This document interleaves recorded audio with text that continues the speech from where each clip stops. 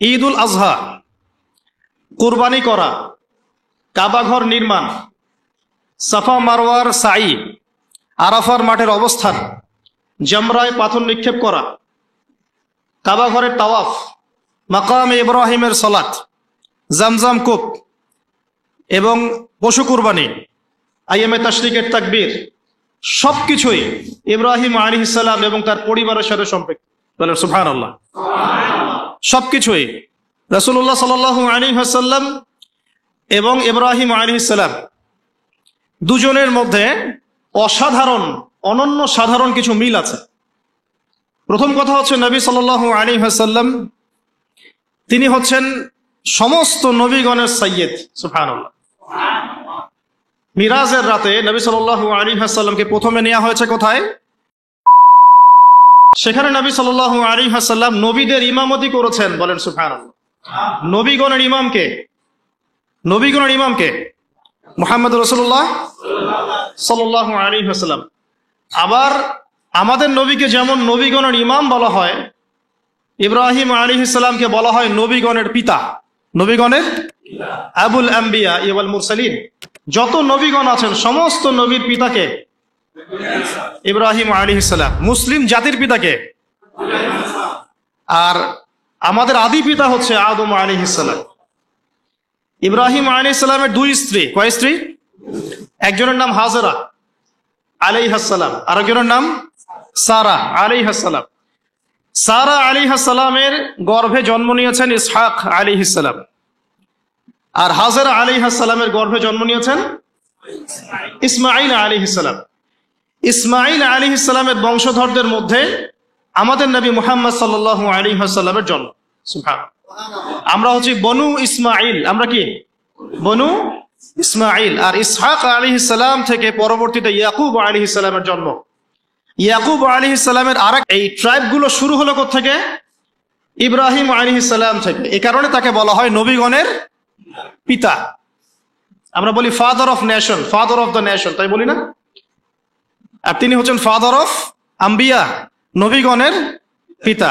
আর আমাদের নবী মুহাম্মদ সাল্লাল্লাহু আলাইহি ওয়াসাল্লাম নবীগণের নেতা, নবীগণের একজন পিতা আর একজন কি? নেতা। তাহলে আমরা নেতার উম্মত। আমরা কার উম্মত? নেতার উম্মতের হাতে এখন নেতৃত্ব নাই। নেতার উম্মতের হাতে কি নাই? সারা বিশ্বের নেতৃত্ব কি নেতার উম্মতের হাতে আছে? নেতৃত্বের কথা বললেই এক শ্রেণীর মুনাফিক আছে, খারেজি মারা শুরু করে।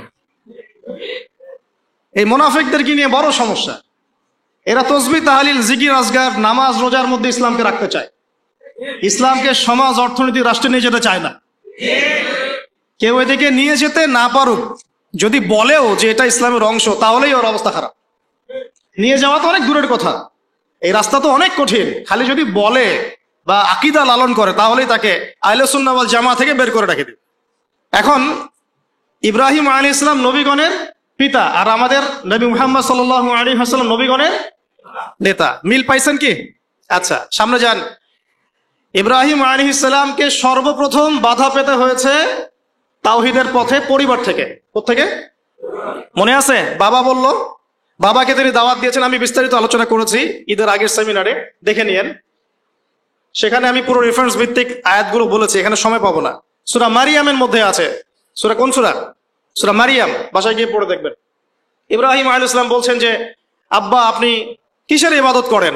শোনেও না, দেখেও না, উপকারও করতে পারে না, অপকারও করতে পারে না। তার বাবার নাম কি বলেন? আজার। কি নাম? ওই এলাকার রাষ্ট্রনেতার নাম ছিল নমরুদ। কি নাম ছিল? 400 বছর হায়াত পেয়েছিল। কত বছর? 400 বছর হায়াত পাওয়ার পরে বলছে যে আমি আল্লাহ। নাউজুবিল্লাহ। একটা পর্যায়ে গিয়ে মানুষ দেখছে যে এত বছর ধরে বেঁচে আছি, আমার তো কিছুই হয় না, তখন বলছে যে সেই রব। নাউজুবিল্লাহ। ঠিক ফেরাউনের মতো। কি বলেছিল ফেরাউন? আনা রব্বুকুমুল আ'লা। কি বলেছিল? আমি তোমাদের মহান রব বলেছিল না? এই যে মিল পাচ্ছেন। ফেরাউনের ঘরে আল্লাহ পাক যেমন মূসাকে জন্ম দিয়েছেন, মানে মূসাকে প্রতিপালন করেছেন, জন্ম তো দেন নাই, প্রতিপালন করেছেন, ঠিক তেমনি আজারের ঘরে আল্লাহ রাব্বুল আলামিন তাওহীদের শেকড় ইব্রাহিম আলাইহিস সালামকে জন্ম দিয়েছেন। বুঝতে পারছেন? ঠিক ওই রকমই আল্লাহ রাব্বুল আলামিন আবু জেহেলদের সমাজে মুহাম্মদ সাল্লাল্লাহু আলাইহি ওয়াসাল্লামকে জন্ম দিয়েছেন। মানে যেখানে যত বেশি জাহেলিয়াত, সেখানে তত শক্তিশালী মুমিনের জন্ম হবে ইনশাআল্লাহ। তাহলে এখন কি সমাজে জাহিলিয়াত কম না বেশি? তাহলে আমাদেরকেও শক্তিশালী মুমিন হতে হবে নাকি? আল্লাহ তৌফিক দান করুন। ইনশাআল্লাহ যত বেশি জাহিলিয়াত ছড়াবে তত বেশি শক্তিশালী তাওহীদপন্থী মানুষের জন্ম হবে ইনশাআল্লাহ। আর আমি যদি না হতে পারি এটা আমার ব্যর্থতা। আমি না হতে পারলে কার ব্যর্থতা? আপনি না হতে পারলে আপনার ব্যর্থতা। কিন্তু আল্লাহ পাক যাকে কবুল করবেন সে হবেই ইনশাআল্লাহ। তো এই কবুলিয়াতের মধ্যে যদি আমরা পড়ি তাহলে আমরা ধন্য হলাম না? এই কবুলিয়াত কি এমনি এমনি আসবে না? দোয়া করতে হয়, আল্লাহর কাছে চাইতে তো হয়, দোয়া করতে হয় যে আল্লাহ আমাকে কবুল করো, আল্লাহ আমাদেরকে কবুল করো। এই শিরক, এই বেদাত, এই হারাম দোয়া না করলে তো আল্লাহ পাক কবুল করবেন না। আল্লাহ পাক দোয়া করতে বলেছেন না? আল্লাহ পাক তৌফিক দান করুন, আমিন। যেখানে ফেরাউন সেখানেই মূসা, যেখানে আবু জাহেল সেখানেই মুহাম্মদ সাল্লাল্লাহু আলাইহি ওয়াসাল্লাম, যেখানে আজার সেখানে কে? ইব্রাহিম আলাইহিস সালাম। তো প্রথম বাধা পেয়েছেন পরিবার থেকে। বাবা বলল বাড়ির থেকে বের হয়ে যা। ইব্রাহিম আলাইহিস সালাম দাওয়াত দিচ্ছেন বাবাকে, আব্বা আপনি আমার কাছে জ্ঞান এসেছে, সেই জ্ঞান অনুসরণ করেন।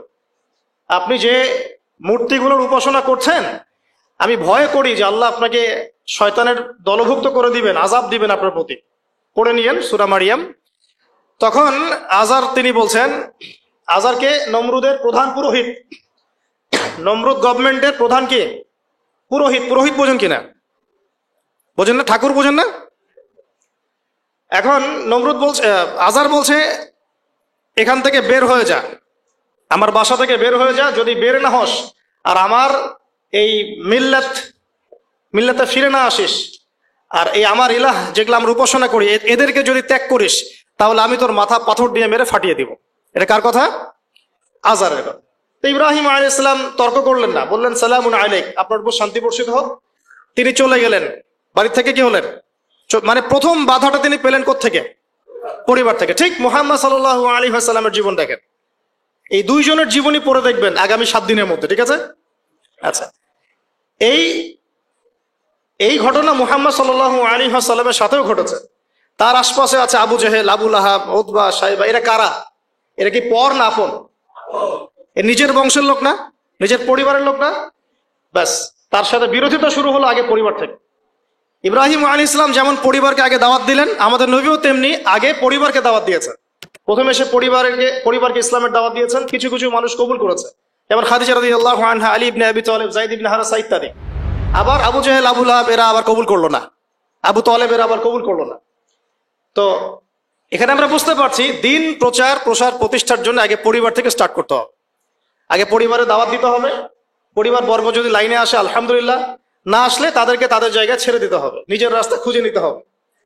ঠিক মুহাম্মদ সাল্লাল্লাহু আলাইহি ওয়াসাল্লামও কিন্তু পরিবারকে দাওয়াত দিলেন, পরিবার কবুল করলো না, তিনি তার পথে চললেন। তিনি কি বসে গিয়েছিলেন? সমাজে দাওয়াতি কাজ চলমান থাকলো। এই যে মিল পাচ্ছেন মুহাম্মদ সাল্লাল্লাহু আলাইহি ওয়াসাল্লাম ইব্রাহিম আলাইহিস সালামের জীবনে। এবার আরো সামনে যান। পরিবারের পরে ইব্রাহিম আলাইহিস সালামকে বাধা দিয়েছিল তার সমাজ। তার কি? সমাজ, সোসাইটি। সমাজের মধ্যে দাওয়াতি কাজ করছেন।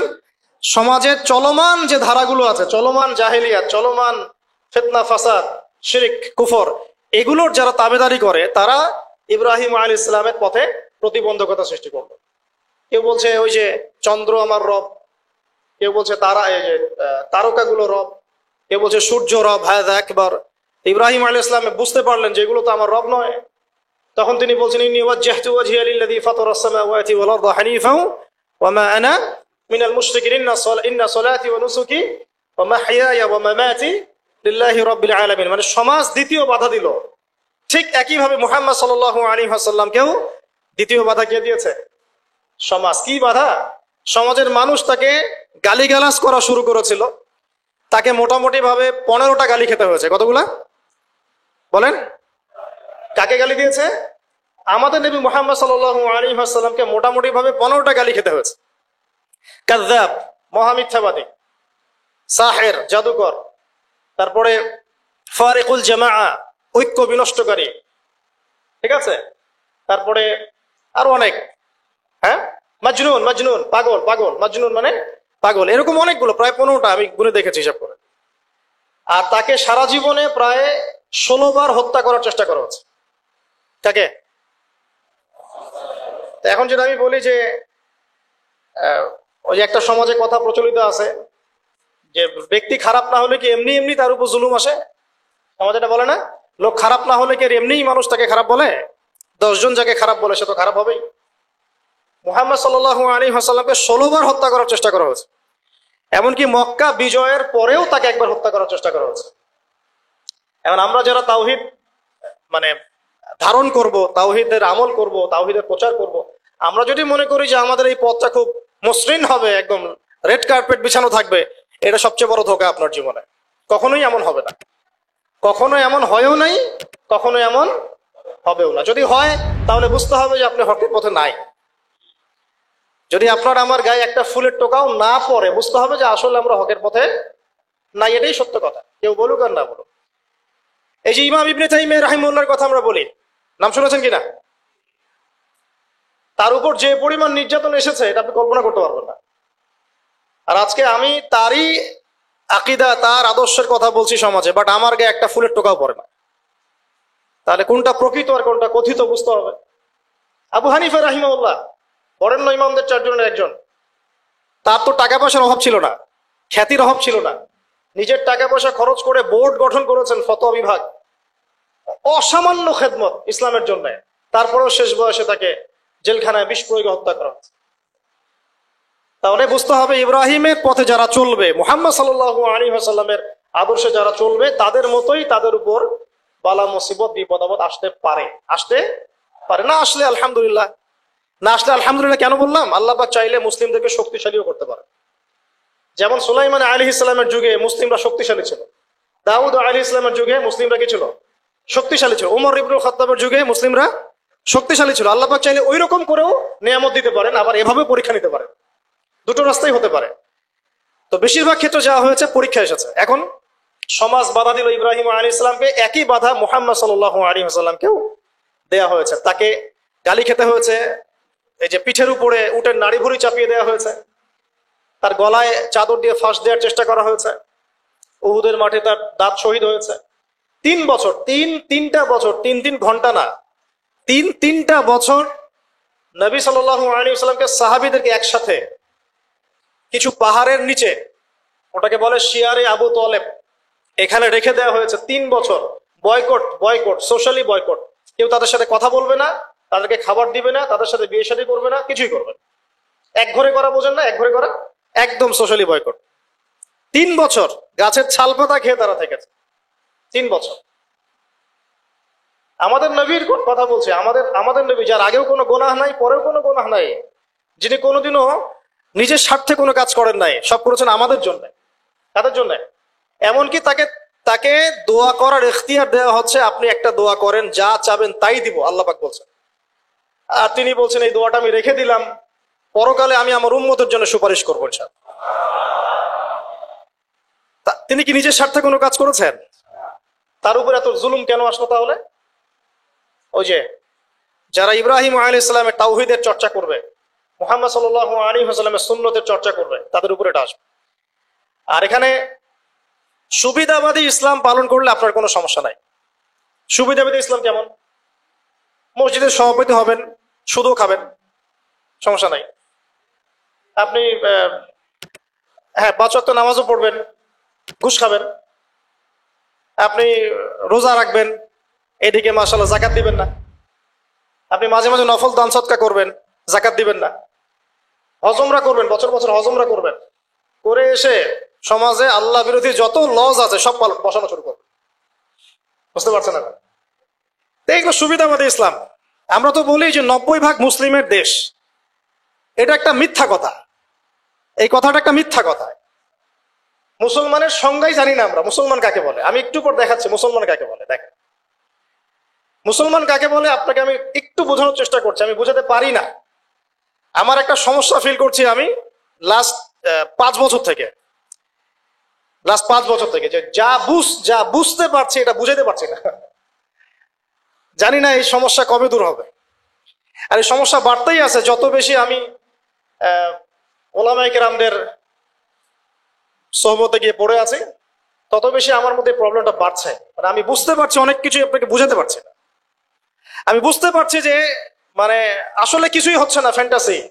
কিন্তু এটা যে অ্যাপ্রোপ্রিয়েট ভাষা প্রয়োগ করে বোঝাবো এটা আমি পারছি না। বুঝতে পারছি সারা ওয়ার্ল্ডে মুসলিমদের এমন দুরবস্থা, কিন্তু আমি আপনাকে বোঝাতে পারছি না। আর কোনো কোনো ক্ষেত্রে 30-40% কথা বলা আমাদের জন্য জায়েজ, বাকি 60% কথাবার্তা আমরা বলতে পারবো না। কেন বলতে পারবো না এটা আমাকে জিজ্ঞাসা করতে আসেন না। আপনার মধ্যে ম্যাচুরিটি থাকলে আপনি বুঝে নেন। কথা কি বুঝতে পারছেন? এখন 90% মুসলিমের দেশ। মুসলিম কাকে বলে? আল্লাহ রাব্বুল আলামিন আমাকে বলেছেন, দেখেন আপনাকে আমাকে বলেছেন 5 ওয়াক্ত নামাজ পড়। আমি একটু ফ্র্যাঙ্কলি বললাম, 5 ওয়াক্ত নামাজ তোমরা পড়ো, আর 5 ওয়াক্ত নামাজ কায়েম করো। এই 5 ওয়াক্ত নামাজটুকু মুসলমানরা এখন পড়ে না। আপনি ফজরের নামাজে দেখেন তো কয়জন জামাতে আসে, কয়জন ফজরে উঠে নামাজ পড়তে পারি আমরা? আমরা তো বড় বড় কথা বলি, ইকামতে দিন। কারা এগুলো করবে? যারা পরীক্ষিত। কারা বদর যুদ্ধ করবে? যারা পরীক্ষিত, মক্কার 13 বছর পরীক্ষা দিয়ে আসছে, তারা না বদর যুদ্ধ করবে? আমি তো আকাশ থেকে টাপাস করে একজন পড়ে বদর যুদ্ধ করতে পারবেন না। পারবেন? একটা ট্রেনিং পিরিয়ড ছিল 13 বছর। কত বছর?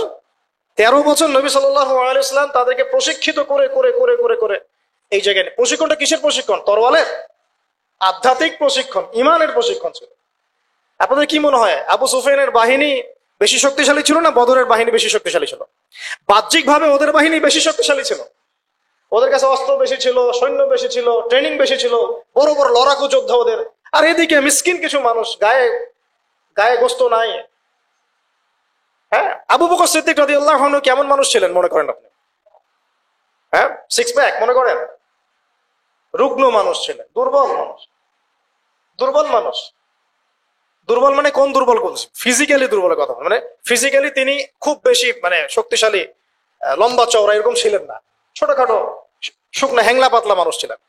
তো এই মানুষটা বদর যুদ্ধ করেন নাই কিসের শক্তিতে? সামরিক প্রশিক্ষণের শক্তিতে? ইমানের শক্তি, ইমানের শক্তি। যদি মানুষের মধ্যে ইমানের প্রশিক্ষণ না থাকে, পারমাণবিক অস্ত্র দিলেও সে যুদ্ধে জিততে পারবে না। কথা বুঝতে পারছেন? তখন দেখা যাবে গুটি কয়েক কাফেরের হাতেই মুসলিমরা একদম শেষ। সারা বিশ্বে এমন হচ্ছে না? মুসলমানরা মার খাচ্ছে না? এটার জন্য তাদের ক্রেডিট না, মুসলমানদের ডিসক্রেডিট। কারণ আমরা ইমানের লেভেল থেকে নেমে গেছে অনেক বেশি। যাই হোক, আমি বোঝাচ্ছিলাম এখানে যে দেখুন 5 ওয়াক্ত নামাজটুকু পড়তে পারে না। সম্পদ হয়েছে, আল্লাহ বলেছেন যে 2.5% জাকাত দিও। বেশি চান নাই তো? 2.5% মানে কতটুকু? 100 টাকা 2.5 টাকা। খুব বেশি ক্ষতি হয়ে যাবে দিলে। মানুষ আর জাকাত দেয় না। আল্লাহ পাক বলেছেন যে তোমরা জেনার ধার কাছেও যেও না। যুবকদের মধ্যে 5% যুবক খুঁজে পাবেন না জেনা থেকে মুক্ত আছে। অনেস্টলি বলেন, জেনা মানে তো আমি শুধু সরাসরি ফিজিক্যাল রিলেশন বোঝাচ্ছি না। জেনার তো আরো ক্যাটাগরিজ আছে না? কয়জন যুবক পাবেন হারাম অ্যাফেয়ার্স করে না, পর্ন দেখে না, এই যে মুভিজ গুলো অনলাইনে বসে বসে এগুলো ঘাটাঘাটি করে না, নায়ক নায়কের নাম জানে না। যুবকরা টিকটক খেলে, টিকটক ব্যস্ত থাকে, কিশোর গ্যাংয়ে যোগ দেয়, মোবাইল ফোন একটা ধরাই দিয়েছেন, ব্যাস জীবনটা শেষ, ওইটাই তার সবকিছু। আর যে মেয়ের হাতে মোবাইল দিয়েছেন বাড়ির বাবা, ওই মেয়ের জীবনটা আপনি ধ্বংস করে দিয়েছেন। সে শুধু একাই ধ্বংস হবে না, কিন্তু সে আরো 10 জনকে ধ্বংস করবে। তো দেখেন আল্লাহ পাক খুব সামান্য কিছু চাইছেন, বাবা একটু নামাজটা পড়তে আয়, ব্যাস একটু কোরআনটা তেলাওয়াত করা শিখ, কোরআনটা চর্চা কর, নবীর সুন্নাহ মাফিক একটু জীবনযাপন করার চেষ্টা কর। এতটুকুই পারি না। আর ইব্রাহিম আলাইহিস সালামকে আল্লাহ পাক বলছেন তোমার সন্তানকে কুরবানি করে দাও, জবাই করে দাও, তোমার সন্তানকে জবাই করে দাও। শেষ, তোমার সন্তানকে কি করো ভাই? সন্তান জবাই করার পরে আপনাকে নামাজ পড়তে বলেছেন, আল্লাহ পাক সেটাই পড়তে পারছে।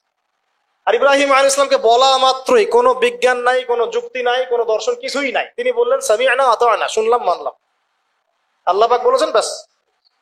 ইয ক্বালা লাহু রাব্বুহু আসলিম, আল্লাহ পাক বলেছেন যখনই আল্লাহ পাক তাকে আত্মসমর্পণ করতে বলেছেন, তিনি বলেছেন আসলামতু লিরাব্বিল আলামিন, আমি জগৎ সমূহের রবের কাছে আত্মসমর্পণ করব। সন্তানকে রেখে আসো ওই যে জনমানব শূন্য জায়গায়, কাবা ঘরের ওখানে। কোনো মানুষ আছে? কোনো প্রাণী আছে? পানিও নাই, খাবারও নাই, কিছুই নাই। কোনো পাগল ওই কাজ করতো নাকি যুক্তি বিজ্ঞান দর্শন দিয়ে? বলেন, আপনার কি লজিকে ধরে এটা? আমি পারবো আমার সন্তানটাকে রেখে আসতে, আমার স্ত্রীকে রেখে আসতে? ইব্রাহিম আলাইহিস সালাম করলেন। এই যে যখনই আল্লাহর হুকুম এসেছে তখনই নিজের মাথাটাকে সমর্পণ করা, এটাকে আল্লাহ পাক বলছেন ইসলাম। এটা কি বলছেন? এটাই ইসলাম। এখানে আমার যুক্তির দরকার নাই, বিজ্ঞানের দরকার নাই। থাকতে পারে বৈজ্ঞানিক ব্যাখ্যা, আমার না জানলেও চলবে। থাকতে পারে যুক্তি, না জানলেও চলবে। থাকতে পারে কোনো দর্শন, না জানলেও চলবে, আল্লাহর হুকুম এটাই বড় কথা, ব্যাস। এর নাম হলো ইসলাম।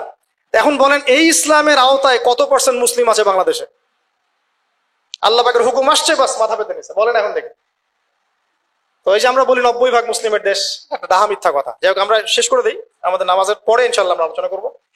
তো যেমন ইব্রাহিম আলাইহিস সালাম জীবনের পদে পদে এভাবে আত্মসমর্পণ করেছেন, ঠিক তেমনি মুহাম্মদ সাল্লাল্লাহু আলাইহি ওয়াসাল্লাম পুরো জীবনভর যখনই আল্লাহর যে হুকুম এসেছে মাথা পেতে নিয়েছে। মিল আছে না? সমাজ বাধা দিয়েছে ইব্রাহিম আলাইহিস সালামকেও, মুহাম্মদ সাল্লাল্লাহু আলাইহি ওয়াসাল্লামকে। তারা উভয়ই সমাজের এই প্রচলিত জাহিলিয়াতের বিরুদ্ধে লড়াই করেছে। ইব্রাহিম আলাইহিস সালামকে আগুনের পরীক্ষা দিতে হয়েছে, তাই না? আর নবী সাল্লাল্লাহু আলাইহি ওয়াসাল্লামকে বললাম 15টা গালি খেতে হয়েছে, 16 বার হত্যা করার চেষ্টা করা হয়েছে। ইব্রাহিম আলাইহিস সালাম বলতেন হাসবি আল্লাহ ওয়া নি'মাল ওয়াকিল। সারা জীবন নবী সাল্লাল্লাহু আলাইহি ওয়াসাল্লামও বলেছেন হাসবুনাল্লাহু ওয়া নি'মাল ওয়াকিল। সূরা তাওবার শেষের দিকে পড়ে দেখেন। ইব্রাহিম আলাইহিস সালামকে শেষমেশ ওই এলাকা সমাজ ছেড়ে চলে যেতে হলো। ঠিক একইভাবে মুহাম্মদ সাল্লাল্লাহু আলাইহি ওয়াসাল্লামকে 13 বছর জুলুম সহ্য করার পরে চলে যেতে হলো মদিনায়। মিল আছে? ইব্রাহিম আলাইহিস সালামের সাথে কেউ নাই, তার স্ত্রী সারা আর এক স্ত্রী হাজেরা। মুহাম্মদ সাল্লাল্লাহু আলাইহি ওয়াসাল্লামের সাথেও খুব বেশি মানুষ নাই, গুটি কয়েক কিছু সাহাবী। ইব্রাহিম আলাইহিস সালামের লেগেসি বহন করেছেন তার সন্তানরা, আর এদিকে নবী সাল্লাল্লাহু আলাইহি ওয়াসাল্লামের লেগেসি বহন করেছেন আবু বকর, ওমর, উসমান, আলীর মতো মানুষ রাদিয়াল্লাহু আনহু। ইব্রাহিম আলাইহিস সালামের আদর্শ সারা দুনিয়া ছড়িয়ে পড়েছে, পড়ে নাই? ঠিক মুহাম্মদ সাল্লাল্লাহু আলাইহি ওয়াসাল্লামের আদর্শ, তার দ্বীন দেখেন আজকে সারা বিশ্বের আনাচে কানাচে ছড়িয়ে গেছে। সবাই ইসলামকে স্বীকার তো করে, এটা আল্লাহর পক্ষ থেকে আসছে। কেউ হয়তো আত্মসমর্পণ করে, কেউ করে না। সারা দুনিয়ায় সাইবেরিয়ার সেই ঠান্ডায় গেলে আপনি মুসলিম পাবেন, চীনে গেলে মুসলিম পাবেন, রাশিয়ায় গেলে মুসলিম পাবেন। শুধু আরবে সীমাবদ্ধ নাই, সারা দুনিয়ায় ছড়িয়ে গেছে। ইব্রাহিম আলাইহিস সালামকে পরীক্ষার পর পরীক্ষা দিতে হয়েছে। একই পরীক্ষা নবী সাল্লাল্লাহু আলাইহি সাল্লামকে বদরে, উহুদে, খন্দকে, খায়বারে সব জায়গায় দিতে হয়েছে। ইব্রাহিম আলাইহিস সালাম মূর্তি ভেঙেছিলেন, মনে আছে? ঠিক একই কাজ নবী সাল্লাল্লাহু আলাইহি ওয়াসাল্লাম মক্কা বিজয়ের দিন করেছে। এই দুইজনের জীবনী খালি পড়ে দেখেন, আমি বলে শেষ করতে পারবো না, সময় নাই আমাদের হাতে। প্রত্যেক পদে পদে মিল আছে, প্রত্যেক পদে পদে। এই কারণেই হয়তোবা আমরা দরুদ ইব্রাহিম যখন পড়ি, আমরা অন্য কোন নবীর নাম নিচ্ছি না, আমাদের নবীর সাথে ইব্রাহিম আলাইহিস সালামের নাম নিচ্ছি। সুবহানাল্লাহ। হয়তোবা এই কারণেই আমাদের নবী সাল্লাল্লাহু আলাইহি ওয়াসাল্লাম যখন মেরাজে গিয়েছেন না, তিনি বলেছেন আমি মেরাজে গিয়ে দেখলাম 7ম আসমানের একজন ব্যক্তি বাইতুল মামুরের সাথে হেলান দিয়ে বসে আছেন। আমি বললাম উনি কে?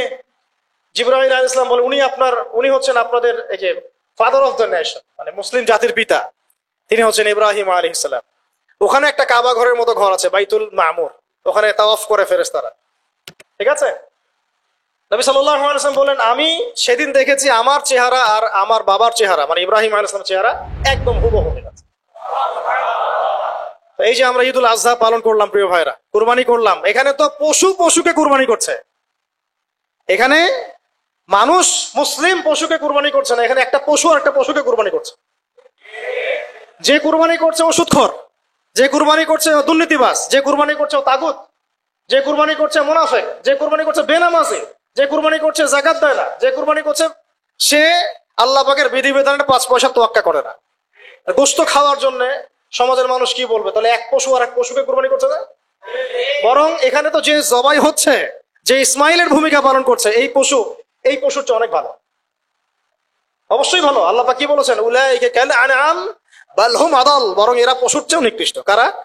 যাদেরকে চোখ দিয়েছে দেখে না, কান দিয়েছে শোনে না, অন্তর দিয়েছে উপলব্ধি করে না। আল্লাহ পাক আমাদেরকে এই পাশবিক চরিত্র থেকে হেফাজত করুন বলি আমিন। পশুর চরিত্র কি? খাবে, ইস্তেনজা মানে টয়লেট করবে আর সহবাস করবে, এই তো পুরো বস্তুবাদী সভ্যতার এখন এই 3টাই উদ্দেশ্য। খাবে, কিভাবে খাবে, কিভাবে টয়লেট করবে, এই জন্য টয়লেট করতে গিয়ে টাইলস ফিটিং টয়লেটস, বাড়িগুলো মেসি টয়লেটও বেশি, আর কিভাবে যৌন সম্পর্ক করবে। এই 3টা জিনিস ছাড়া মানুষের এখন খুব একটা বেশি কাজ নাই। এগুলো পশুর স্বভাব। আর আল্লাহ আমাদেরকে কেন সৃষ্টি করেছেন? যাতে আমরা পুরো জীবনটা আল্লাহর ইবাদতে ঢেলে দেই, পুরো জীবনে আল্লাহর যে হুকুম সামনে আসবে আত্মসমর্পণ করি। আমরা ইসলামের সংজ্ঞা মনে হয় বুঝতে পেরেছি। যখন যে হুকুম আসবে তখন সেটা মাথা পেতে না। এই যে এখন জুমার নামাজের হুকুম, ব্যাস কোনো প্রশ্ন নেই, নামাজ পড়তে হবে, প্রশ্ন করার দরকার নাই। একটু পরে আসরের ওয়াক্ত হবে, আজান দিবে, আমাকে এখানে আসতে হবে। কেন আসতে হবে আমার জানার দরকার নাই, আল্লাহ বলেছেন তাই, ব্যাস এভাবে অ্যান্সার দিবেন। কেন ওই যে সেকুলার মহল থেকে, নাস্তিক মহল থেকে, কেন কেন কেন এইসব প্রশ্ন, এটা কেন, ওটা কেন, কুরবানি কেন, এই কেন।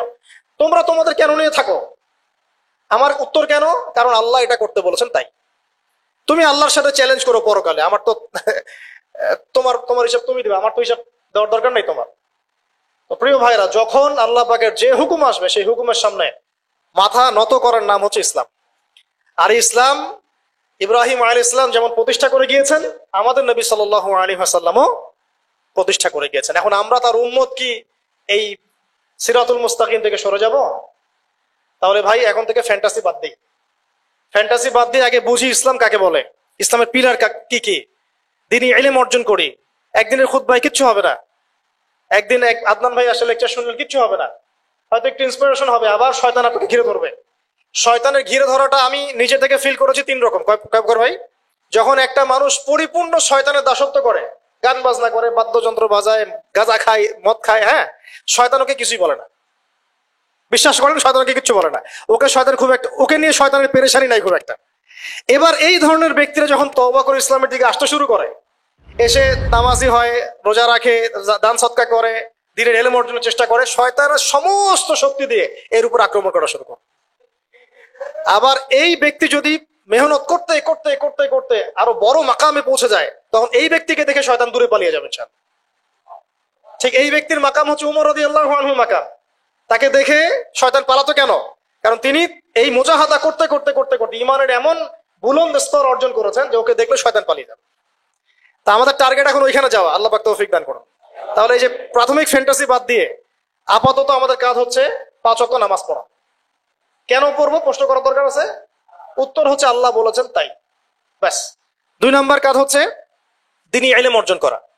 দ্বীনি ইলম অর্জনের কোনো বিকল্প নাই। আর ইলম অর্জন এই 2 মাস 3 মাস 1 বছর এগুলো করলে হবে না ভাই। এই মাঝখান থেকে একটা বই টান দিচ্ছেন, ওই একটা বই টান দিচ্ছেন, অমুক রাইটার একটা বই পড়লাম, অমুক তমুক একটা পড়লাম, এভাবে হবে না। 98% যুবক এভাবে পড়াশোনা করে, আমাদের জেনারেল শিক্ষিত 98% যুবক এভাবে পড়াশোনা করে, জেনারেল শিক্ষিত। এই পড়াশোনা দিয়ে আপনি হয়তো কিছুটা জ্ঞান পাবেন, ভাষা জ্ঞান পাবেন, কিন্তু গভীরতা ঢুকতে পারবেন। গভীরতা ঢুকতে গেলে অবশ্যই অবশ্যই ক্লাসিক্যাল একটা সিলেবাস ফলো করতে হবে। এই সিলেবাসের শুরুটাই হবে কোরআন থেকে। কি থেকে? এবং কোরআনের শুধু তেলাওয়াত না, এর ভিতরে ঢুকতে হবে অনুবাদ, এর তাফসির পড়ার যোগ্যতা অর্জন করতে গেলে আরবি ব্যাকরণ লাগবে, আরবি ভাষা লাগবে, এখানে উসুল লাগবে, এবং এগুলো একা একা আপনি শিখতে পারবেন না। বরেণ্য ওলামায়ে কেরামের কাছে সংযোগ রেখে মাদ্রাসায় যেতে হলে যান, ব্যাচ করে পড়তে হলে পড়েন, একা পড়তে পারলে পড়েন, যেভাবে পারেন সেভাবেই আপনাকে শিখতে হবে। অনলাইনে অনেক কোর্স হয়, আমরা হয়তো টুকটাক করে, কিন্তু অনলাইনে কোর্স 100% আপনাকে নলেজ দিতে পারবে না, আপনাকে অফলাইনে শিখতে হবে। এই জন্য প্রত্যেক জায়গায় জায়গায় মক্তব তৈরি করেন, আল্লাহ পাক তৌফিক দান করুন। প্রত্যেক এলাকায় মানে প্রতিষ্ঠিত মাদ্রাসা প্রতিষ্ঠা করেন, এবং ইসলামের ক্লাসিক্যাল যে ধারা আছে এই ধারার মধ্যে থাকেন, বাইরে যাওয়ার দরকার নেই। মানুষ এত বেশি বিভ্রান্তি ছড়িয়ে দিয়েছে সমাজে, প্রতিটা মাসআলা নিয়ে মানুষের মধ্যে এখন ইখতিলাফ দেখা যায়, অথচ এটা কাম্য ছিল না। আমরা যে চিরায়ত ইসলামগুলো ফলো করে আসছি এর মধ্যে কোনো সমস্যা নাই। যে সমস্যাগুলো দেখা যায় সেগুলো জাহেলদের কাজ। কেউ যদি কোনো জাহেলিয়াতের মধ্যে লিপ্ত হয়, এর মানে ওই এই কমিউনিটির সবাই জাহেল, ব্যাপারটা এরকম না। আপনি কিছুই বোঝেন না, অন্তত যদি একটা মাযহাব ফলো করেন, হোক সেটা হানাফিজম, শাফিইজম, হাম্বলিজম, মালিকিজম, তারপরেও আপনি হকে থাকবেন ইনশাআল্লাহ, কোনো সমস্যা নাই। যারা এর বাইরে অনেক উল্টা পাল্টা বুঝে আপনার মাথাটা নষ্ট করে ফেলাচ্ছে, এটা পুরো একটা ফিতনা। পরে শেষে কি হবে আমি আপনাকে বলে দিই। শেষে আপনি ক্লাসিক্যাল ট্র্যাক থেকে বের হয়ে যে ব্যক্তি আপনাকে এই পথ দেখিয়েছে ওর তাকলিদ করা শুরু করবেন। শেষে গিয়েও আপনি ওর তাকলিদই করা শুরু করবেন। এটা হবে ফাইনাল ডেস্টিনেশন। ওর চেয়ে ভালো আপনি বরেণ্য ইমামদের তাকলিদ করেন, তাও ভালো। যদি আমল করতে গিয়ে দেখেন কোনো আমল কোরআন সুন্নাহর থেকে একটু বাইরে চলে যাচ্ছে, মনে হচ্ছে এর চেয়ে ভালো দলিল মনে হচ্ছে আছে, তাহলে ওটাই ফলো করেন, সমস্যা কি? ওপেন মাইন্ডেড হন, কিন্তু ক্লাসিক্যাল ধারা থেকে বের হয়ে যায় না। ঘর থেকে বের হয়ে গেলে আপনাকে শকুনে খেয়ে ফেলবে। তো প্রায় শেষ করে দেই, 2 মিনিট। ইলম অর্জন করতে হবে ওলামায়ে কেরামের কাছে গিয়ে, একা একা হবে না, একা একা মোটেই হবে না। আর কিছু সাবজেক্ট বললাম, এগুলোর সাথে আপনার হাদিস থাকতে হবে, আপনার আকীদা থাকবে, আকীদা তাহাবিয়া থাকবে, আপনার সিরাত থাকবে, ইতিহাস থাকবে, অর্থনীতি থাকবে। এভাবে আস্তে আস্তে আপনি ওলামায়ে কেরামের কাছে যখন বসবেন, তারা আপনাকে সিলেবাস করে দিবে যে এগুলো পড়লে আস্তে আস্তে তোমরা ভালো জায়গায় যেতে পারো। আপনাকে আলেম হতে হবে। কি হতে হবে? আমরা তো আলেমদের অনেক ভুল ধরাতে ব্যস্ত না। ফেসবুক আছে আমাদের হাতে, ফেসবুক মানেই তো মানে শুয়ে শুয়ে জিহাদ করা যায় ফেসবুকে, কম্বলের নিচে শুয়ে শুয়ে জিহাদ করা যায়। আহলে ফেসবুক আল জামাত একটা আবার বাংলাদেশে চলছে, আহলে ফেসবুক আল জামাত, সারাদিন ফেসবুকেই সব অ্যাক্টিভিটিস ফেসবুকে। তো আপনি আলেমের সমালোচনা করছেন, আপনি নিজে আলেম হন না কেন? করেন দেখি, আপনি পড়াশোনা করেন 10 বছর, কষ্ট সহ্য করেন, বাড়ি থেকে বের হয়ে সেখানে থাকেন, বাড়ি থেকে বের হয়ে মাদ্রাসায় যান দেখি, থাকেন 10 বছর থাকেন, পড়াশোনা করেন, তাতে খাওয়ার কষ্ট ফেস করেন, থাকার কষ্ট ফেস করেন। আমরা ছোটবেলায় একটা কথা বলতাম, মুখ মার্ডার। কি বলতাম আমরা ছোটবেলায় যখন বন্ধুরা মিলে গল্প করতাম, বলতাম যে ও হচ্ছে মুখ মার্ডার। মুখ মার্ডার মানে হচ্ছে মুখ দিয়ে পাহাড় ঠেলে, মুখ না থাকলে চিকা টান দিয়ে নিয়ে চলে যেত একদম, বুঝছেন? এত বড় বড় কথা কেন? কাজ করে দেখেন না দেখি। আলেম, আপনি আলেম হন, আপনি দায়ী হন, আপনি মোবাল্লেগ হন, আপনি একজন মুফাসসির হন, আপনি দিনের জন্য রাহাবার হন না কেন? তো মানুষের, শেষ করে দিই, মানুষের সমালোচনা করার আগে আমরা নিজে এই উম্মার দায়িত্ব নেওয়ার চেষ্টা করবো। আল্লাহ পাক তৌফিক দান করুন। ইসলামের আত্মসমর্পণ সবাই করবো ইনশাআল্লাহ। আল্লাহ তৌফিক। 5 ওয়াক্ত নামাজ, ইলম অর্জন। এবং আজকে একটা নসিহত করে শেষ করে দেই যে ইব্রাহিম আলাইহিস সালামের পুরো জীবনী এবং মুহাম্মদ সাল্লাল্লাহু আলাইহি ওয়াসাল্লামের পবিত্র জীবনী সিরাত আগামী 7 দিনের মধ্যে উপস্থিত সমস্ত শ্রোতা পড়বেন ইনশাআল্লাহ। এবং এখান থেকে আপনি শিক্ষা বের করবেন কিভাবে তারা লাইফ লিড করেছেন, কিভাবে আমরা তাদের আদর্শ ফলো করব, এবং কিভাবে এই আদর্শ ফলো করে আমরা দিনকে বিজয়ী করবো ইনশাআল্লাহ।